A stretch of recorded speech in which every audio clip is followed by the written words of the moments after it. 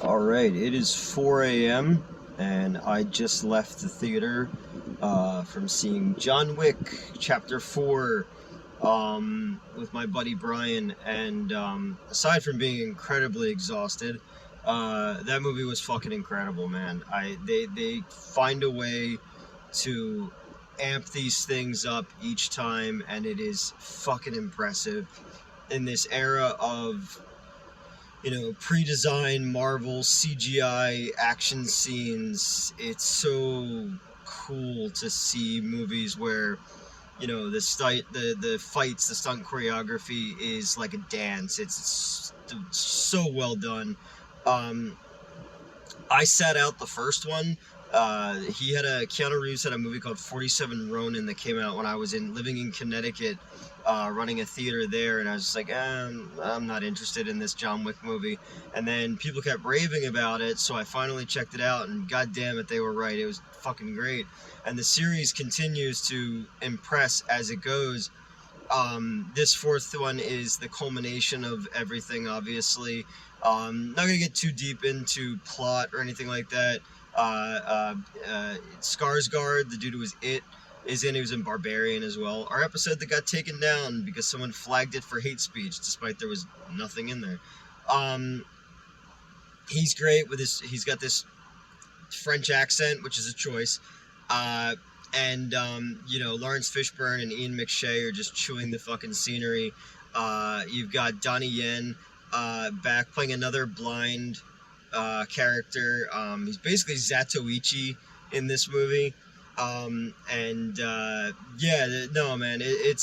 There's 4 set pieces in this movie, which my buddy Brian is a set designer and production designer for some big movies, and we were just in awe of this fucking thing, man.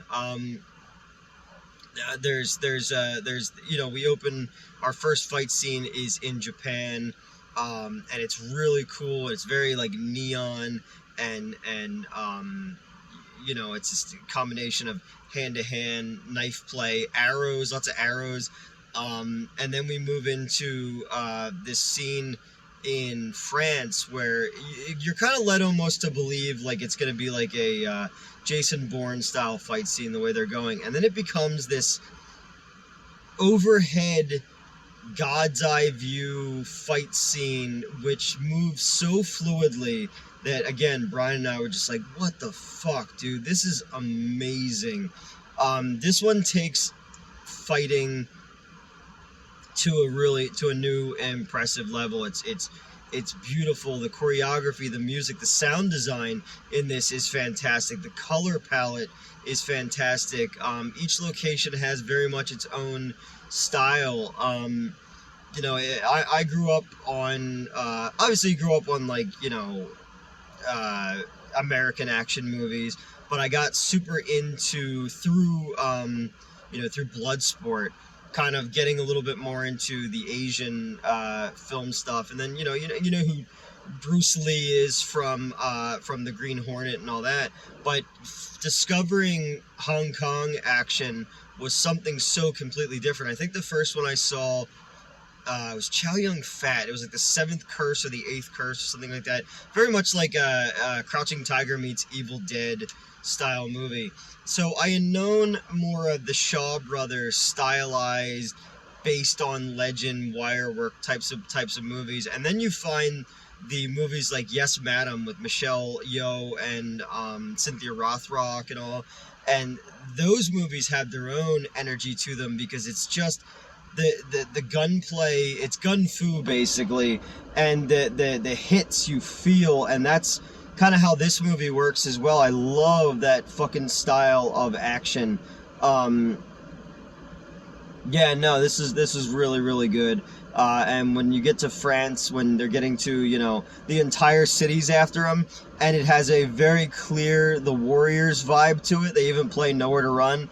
That made me really happy. But this movie, again, can go from, it can go from a bullet in the head or hard-boiled style movie to Sergio Leone to the Warriors to like, I don't know. I dug it a lot, man. Keanu Reeves gets the shit beaten out of him, gets thrown down steps many times, hit by cars, but it is all fucking worth it.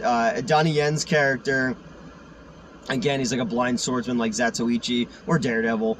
You know, he moves like Jackie Chan mixed with like Buster Keaton, and there's just this smarmy kind of fun vibe that a lot of these characters have, even though it's a serious movie too, but it exists just in that John Wick world where there's an entire system set up and all these rules and traditions that the filmmakers have no interest in us, the viewer, being aware of. We just go with it, and that's the one thing I really have enjoyed about this series. But you know, from motorcycle stunts to car stunts to, you know, these fucking dragon's breath bullets that fire fire out, and that goes into the overhead one. It's so great. I really dug this movie. It was a much needed breath of fresh air after like the Ant-Mans and the Shazams and all those like big CGI movies. And obviously it says CGI in it, but like Keanu Reeves just whomping on guys with nunchucks is well worth it. And yeah, I'm looking forward to where they go with the spin-off movie, The Ballerina.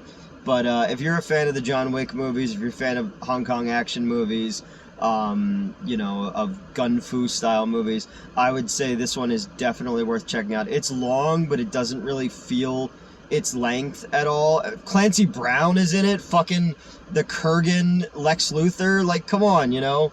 But yeah, this one, the cinematography, the light, the sound, the choreography, everything about it was just super fucking cool, and a major throwback to those you know, those Asian kung fu movies and gun fu movies that I grew up loving as a kid. And you know, and I love a movie where the hits have weight to them, and the stylized movements. It's really cool, and yeah. So if you get a chance this weekend, I would say go check out John Wick Chapter 4. Really good. Don't let its length scare you off. You know, it's, you know, it's really something, man. It's really something. It's got the sets are fantastic. They're huge. Everything is big, and it feels like a lived-in world that each one has done so far. And I commend the stunt guys and the editors and everything. It's not chopped to shit like a Chris Nolan Batman movie fight scene, or a Bourne Identity style movie where it's moving all over the place. Like, this plays out very much old school, but with a real, you know, a real modern sensibility. So yeah, John Wick, man. All right, it's 4:30. I'm going home and going to sleep because I gotta be at work tomorrow morning at 10 a.m. Bye.